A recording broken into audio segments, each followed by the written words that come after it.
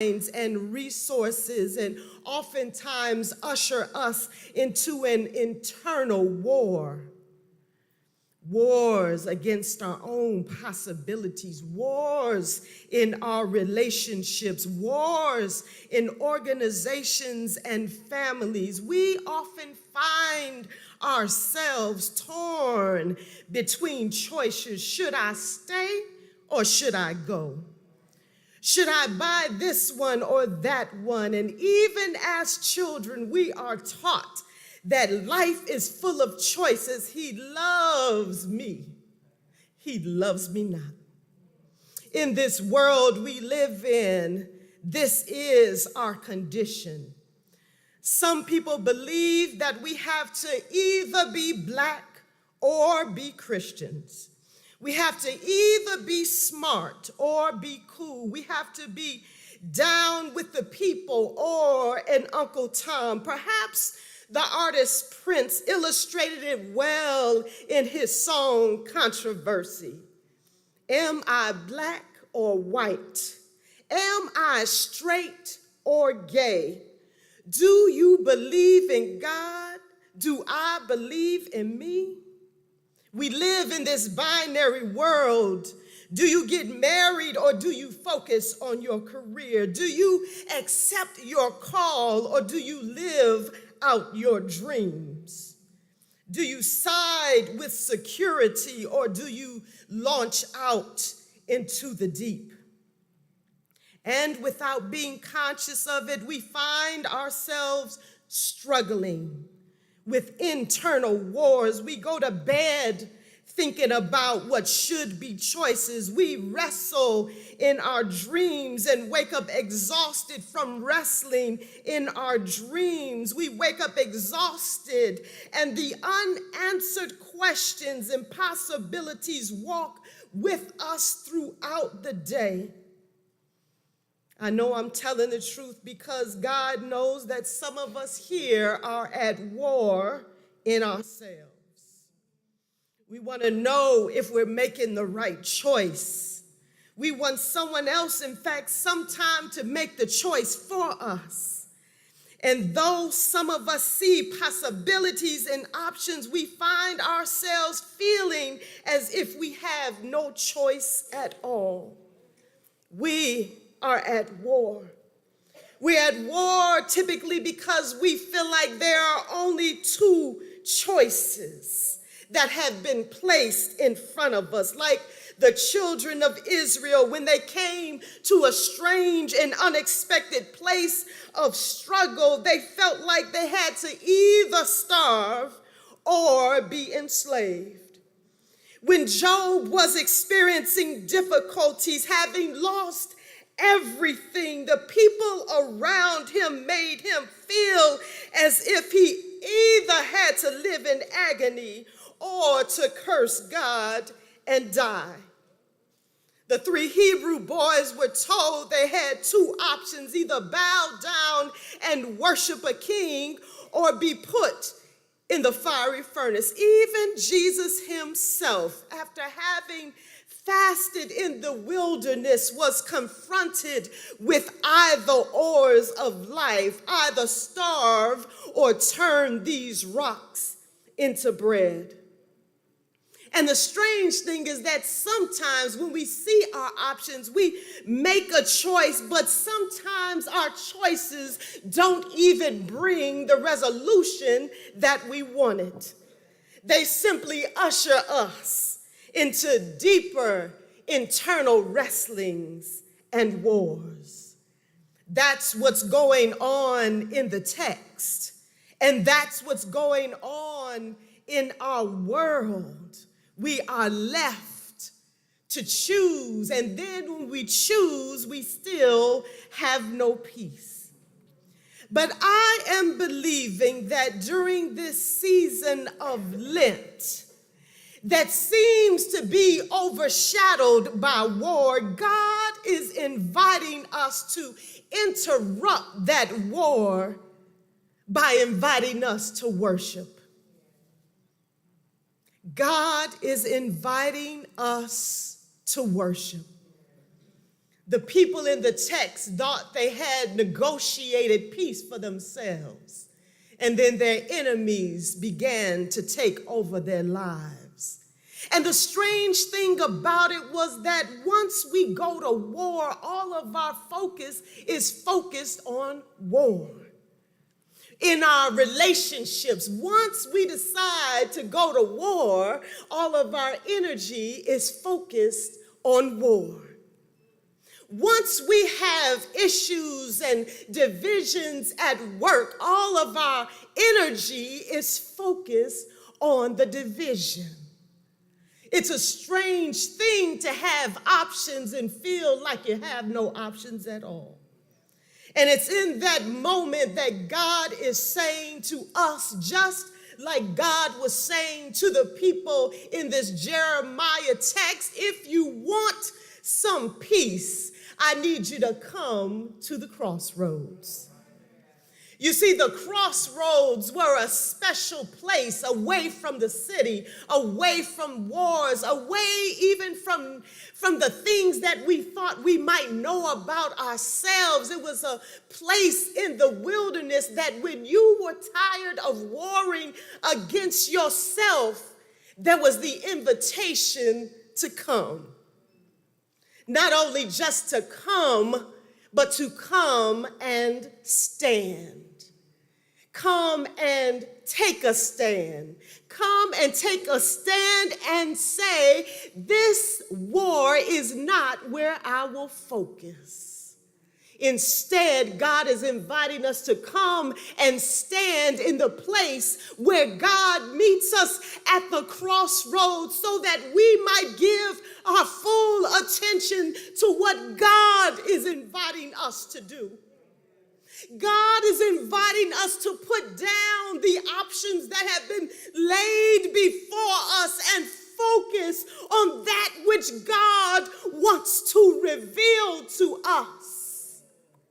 Come to the crossroads, my beloved, because God does not want us to wrestle internally and wrestle with our own addictions to respect and our own addictions to what it means to be us and our own lust for trying to have our way.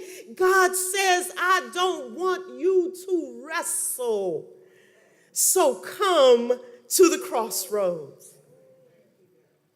and take a stand. Stop trying to create win-loss situations. Stop trying to even create win-win situations. Because when we calculate our own wins, it still means someone else is going to lose. And God does not need for somebody else to lose in order that we might win. Even as we look at what's going on across the ocean, this war that's based on nothing, this war that is simply a coercive threat so that people will bow down to the ways of one leader who is addicted to the possibilities of being included in a United Nations that does not always necessarily seek peace. He is not different from us. For those of us who've been marginalized, for those of us who've been bullied, for those of us who've been violated, sometimes we become exactly like that which we've experienced. And the only way to get over it is to come to worship.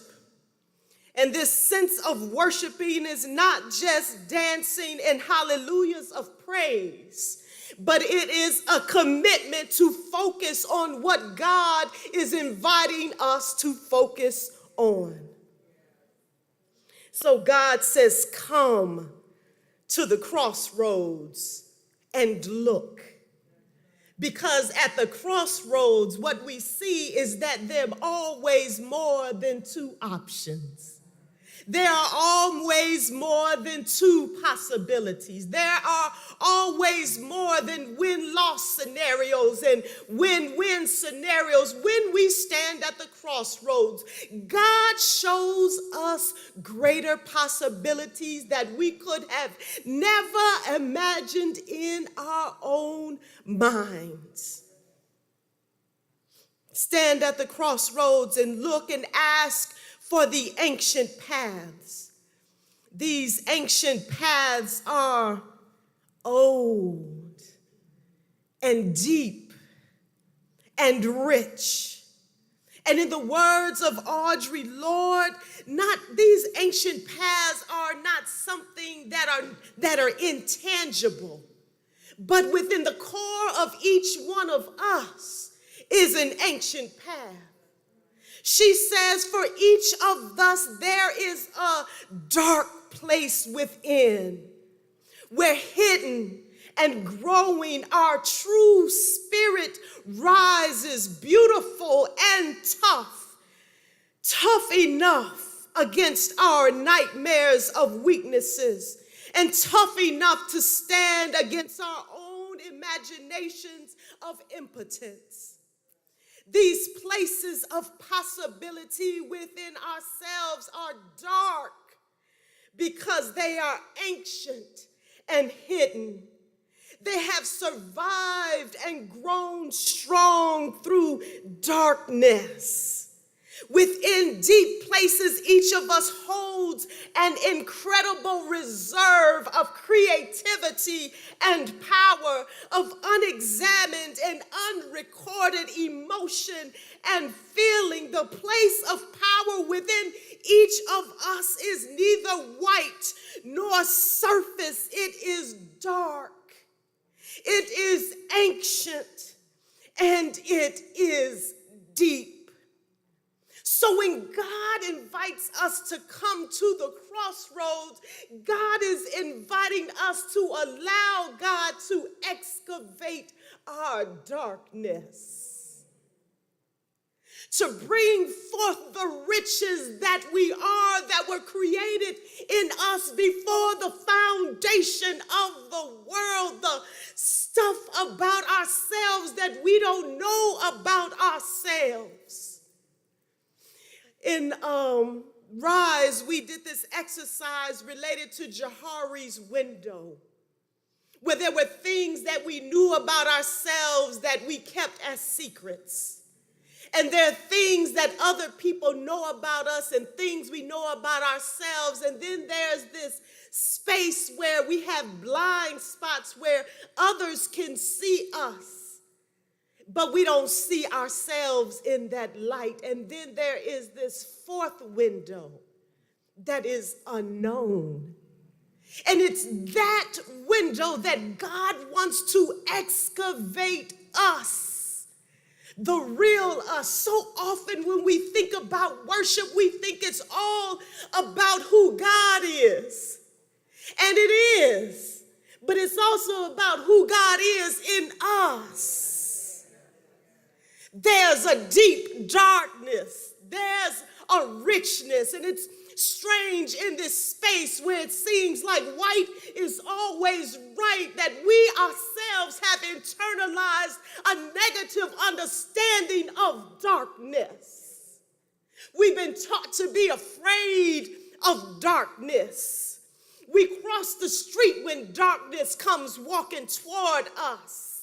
But in this moment and in this text, God is saying, I'm inviting you into the wilderness of darkness so that you can see me for who I am.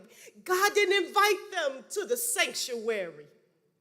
God didn't invite them to the temple in the New Testament when Jesus had to go out and find his own darkness. That darkness occurred at the crossroads, which was the wilderness.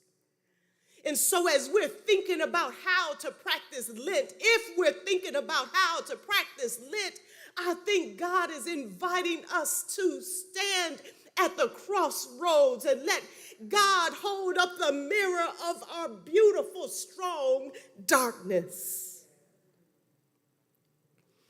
And not only that, as we stand at this ancient path, we are invited to ask the question, where is the good way? Right? Because when you come to the crossroads, there are a lot of ways, there are a lot of paths. But for each of us individually, we are to ask, where is the good way?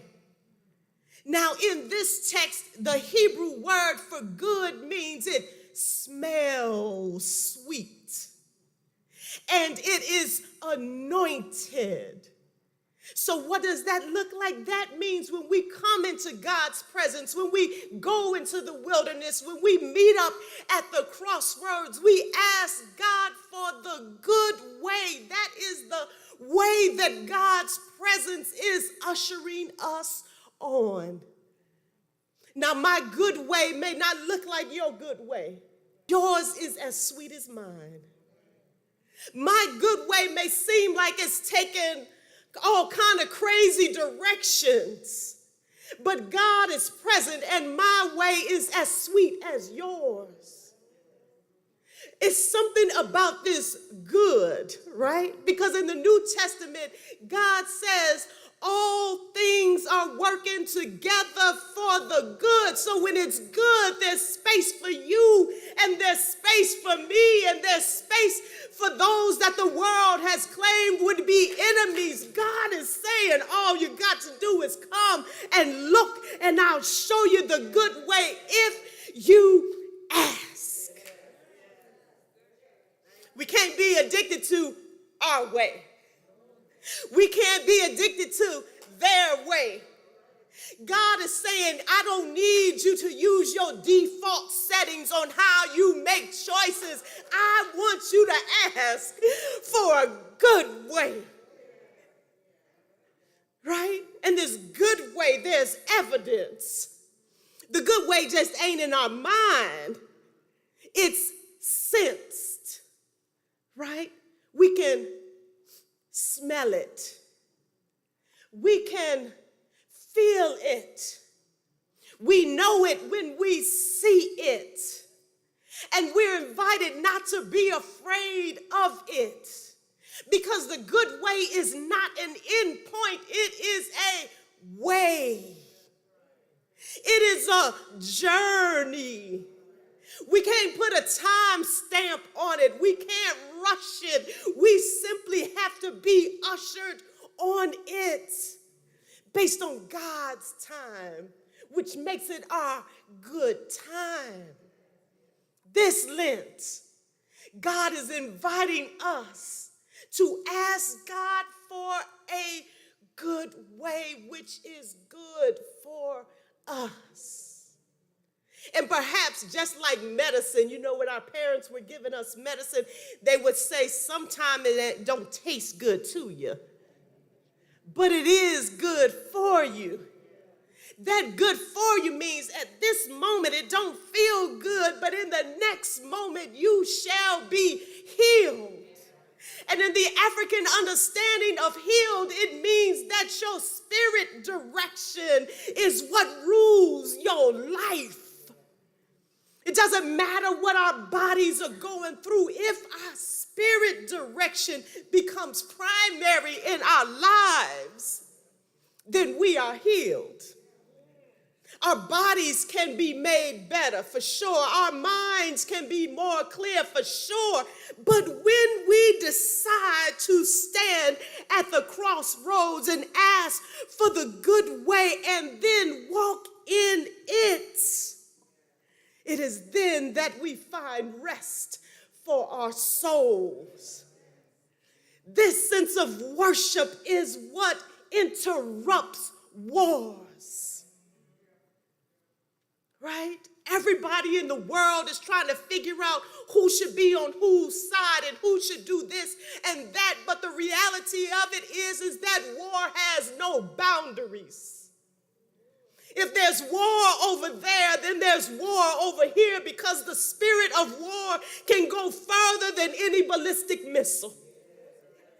If children are hungry over there, then children are hungry over here, because war doesn't care who eats and who does not eat. If their family's being separated over there, you know their family's being separated over here, because the spirit of war resides in spaces where we refuse to focus on God. This day, on this Sunday in Lent, God is inviting us to come to the crossroads. Some of us are clear we need to come because we got decisions we need to make. Come. And some of us are not clear that we're making decisions. We're only feeling the internal warring in our lives. God is saying, come. Come and stand at these crossroads so I can show you your rich darkness, your wealth, your resources that can't be stopped. Let me excavate your power. Come. I'll show you your good way. And you can trust that your good way is going to line up with somebody else's good way. And this is the invitation for us, not only as individuals, but as communities, as organizations. If we would just come together into the presence of the Lord and ask for the good way. Come together in the presence of the Lord and ask for God's solution on how to stop gun violence. Come together and ask God's way for how hunger is stopped. Come together and ask God's way how our relationships can be reignited. Just come. I'll show you. And by your internal courage, you still gonna have to walk in it. It's amazing, when Lent rolls around, there are things that we say we will do. And as soon as we say we're gonna do them, we talk ourselves out of it immediately. For me, I said, I'm going to walk. I want to walk every day. Right? Because my nutritionist said, I don't care how many times you shift what you're eating, if you don't walk, your belly ain't going away. If you don't walk, you will have no core strength. Right? And for anybody that's been in the hospital for a long time or even a short time, the most difficult thing to do is to relearn how to walk. And so God is inviting us to walk. What are the benefits of walking? Yeah, I want my gut to go down, but it's something strange about walking, especially for those who are slightly over 30 years old and our joints are hurting. Just slightly over 30. Raise your hand if you're slightly over 30. It's a strange thing because we prepare our minds to walk. We got the right clothes to walk. We figured out the track where we can go to walk. We set our time. And as soon as we do all of those things, our joints start to ache. Right? It's like, oh, I can't walk because my ankles hurt. But the powerful thing is, once we choose to walk, the healing begins. The pain goes away. The war has no power if we would just walk. And the walking is part of our worship, right? It's not just the coming to the crossroads to hear what God has to say. We got to walk it out. And it's then that we find rest for our souls. Come unto me, all ye who are heavy laden and warring internally, and I will give you rest. It's never about what's going on externally. It's always about the rest that we are missing internally. So this is disrupt the wars that you are experiencing. then we ought to come. We ought to come path which connects to our ancient darkness and let God show us the path that is just for us, the good way, not our way or their way, but the good way. And then God says, walk. And it is